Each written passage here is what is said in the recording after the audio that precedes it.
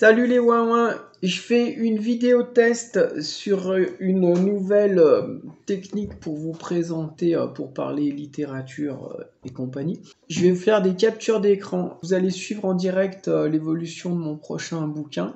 Alors le titre, je l'ai trouvé, mais je ne vais pas vous le donner tout de suite. Enfin bon, ça c'est un détail. Donc, capture d'écran et on voit comment j'ai bossé. Donc première chose à faire, on enregistre. Et on enregistre même... Attends, que je fasse pas de conneries. Enregistrer sous.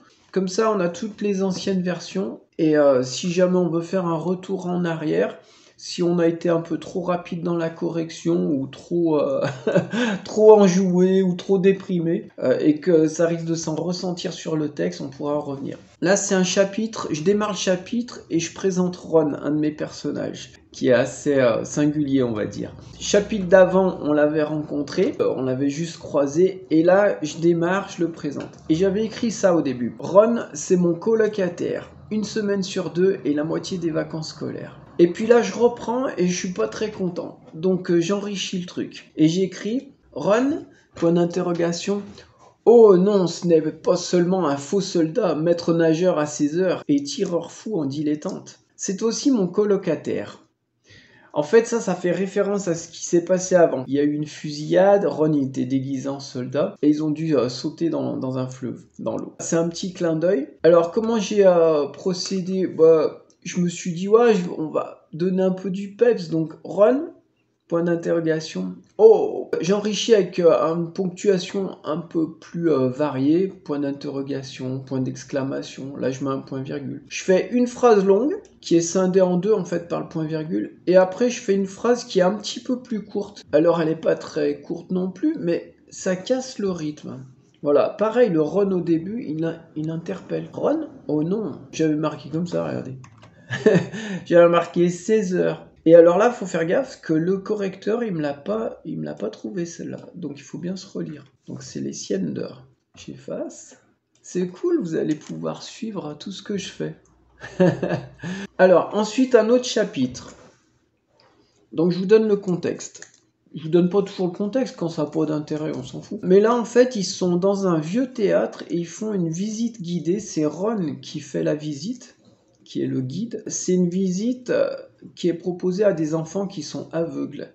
Et Stan et Bonnie suivent la visite. Donc, pour se mettre dans le contexte, ils ont noué un foulard autour de leurs yeux. Nous étions là, au milieu des enfants, les yeux fermés sous un foulard que nous avions noué derrière la tête, cependant que la terrible et caverneuse voix de notre guide résonnait dans le théâtre. Ça, c'est une phrase un peu longue. J'entendais les gamins réagir. Je les entendais parler. Là, il y a une répétition et le logiciel, il me l'a souligné. Comme ils sont aveuglés, qui sont dans le noir, je voulais insister sur le fait qu'ils écoutaient, en fait. Donc, j'ai mis « entendre ». Mais on peut aussi mettre « deviner ». Donc, je vais certainement transformer cette phrase. Je vais utiliser « deviner » ou autre chose. Je verrai. Est-ce qu'on va avoir accès? Des fois, il me donne les synonymes. Des fois, il me les donne pas. C'est pas grave. J'entendais les gamins réagir. Je les entendais parler. Parler puis se taire, frémir, chuchoter, rire. On les sentait captivés. Nous avancions dans le noir. Je tenais la main de l'un des petits par peur de tomber. Je craignais que mon pied ne butât sur un obstacle. Alors, Stan, donc le narrateur, c'est un écrivain. Donc là, j'ai mis en fait un subjonctif. Ne buta sur un obstacle. Parce que j'aime bien de temps en temps. Alors, c'est pas facile à mettre, mais moi, je me permets parce qu'en fait, comme c'est une comédie, que Stan est écrivain, je le mets des fois, ce subjonctif, quand il est dans une situation un peu ridicule et que ça rajoute encore du ridicule à la situation. Et donc, là, c'était ça l'idée. Alors, pour le rythme, ouais, j'ai marqué parler puis se taire. Les 3 petits points, en fait, c'est une pause. Frémir. Chuchoter, rire, là on accélère, chuchoter, rire. On les sentait captivés. Nous avancions dans le noir. C'est des petites phrases, on avance doucement. Je tenais la main de l'un des petits, par peur de tomber.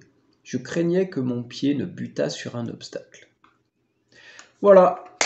Bon, j'espère que ça vous aura plu, ce format. C'est vraiment pour débuter là. Vous voyez comme ça bouge là? Je pense que ça peut être sympa. Alors ouais, moi mes tutos, l'idée c'est qu'on lise, parce que c'est des tutos sur la littérature. Je vais pas faire que parler, à un moment, il faut que les yeux ils se posent sur du texte. Et puis c'est bien aussi de voir une phrase fausse et puis la corriger. Donc si par exemple je corrigeais cette phrase, on verrait l'évolution, on verrait les deux. Il suffit pas de lire un texte correct pour apprendre à lire en fait, pour apprendre à lire et à écrire. Il faut voir des fois des textes qui ont été bricolés. J'aime bien ce terme, bricolé. Bon, c'est cool, je vais faire le montage, j'espère que ça sera bien. Mettez-moi un pouce si jamais ce format vous plaît. Et abonnez-vous, comme ça vous saurez au fur et à mesure. Et le bouquin, il sortira, j'espère, avant le mois de juin pour aller à la plage. Ceux qui vont à la montagne, ils pourront pas l'acheter. C'est un livre qui sera réservé à ceux qui vont à la plage. Allez, bisous à tous, ciao.